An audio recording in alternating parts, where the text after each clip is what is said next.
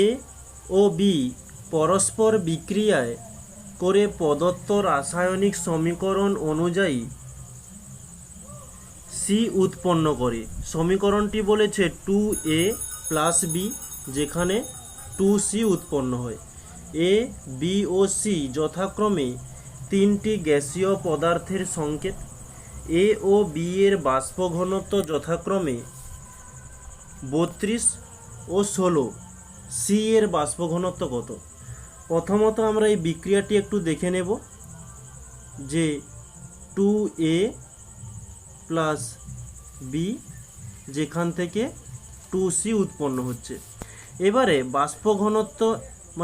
বাষ্প ঘনত্ব বলেছে এ এর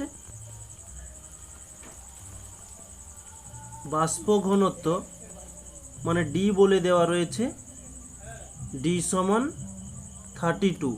আমরা এখান থেকে এম পেতে পারি, এম সমান 2d, তাহলে 2 ইন্টু 32 সমান 64। এটা এ এর জন্য নির্ণয় হয়ে গেল। এবার বি এর জন্য আছে, এখানে হচ্ছে ক্যাপিটাল ডি দিয়ে দিই, ক্যাপিটাল ডি। বি এর জন্য বাষ্প ঘনত্ব বলেছে 16, তাহলে এম সমান 2d, 2 ইন্টু 16, 16 দুগুণে 32। এবারে সি এর বাষ্প ঘনত্ব ডি সমান জিজ্ঞাসা চিহ্ন। ওকে, এখন আমাদের বিক্রিয়া যেটি ছিল যে 2a প্লাস বি সমান 2c, এখন আমরা প্রত্যেকের মধ্যে আণবিক ভর বসাচ্ছি। তাহলে 2 ইন্টু এ এর আণবিক ভর বেরিয়েছিল 64, প্লাস বি এর আণবিক ভর বেরিয়েছিল 32 সমান 2c। 64 দুগুণে আমরা 128 পাচ্ছি, বা প্লাস 32 যেমন ছিল 32 হচ্ছে। এখানে 2c রয়েছে, আমরা সির মানটা বের করব, তাই সিকে অপোজিটে রাখলাম এবং 2 গুণ আছে এখানে ভাগ আকারে নিয়ে চলে এলাম। তাহলে 128-এর সঙ্গে 32 যোগ করলে আমরা পাবো 160/2 সমান সি।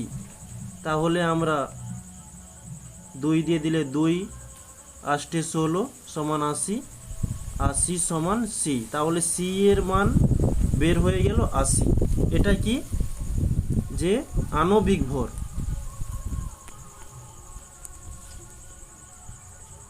আণবিক ভর। তাহলে সি এর বাষ্প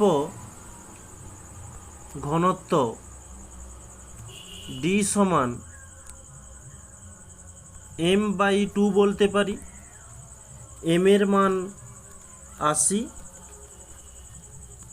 আচ্ছা 1 মিনিট, 80/2, তাহলে 2 4 8, তাহলে আমরা পেয়ে গেলাম 40। এটি আমাদের চেয়েছিল, এটি হচ্ছে আমাদের অ্যান্সার।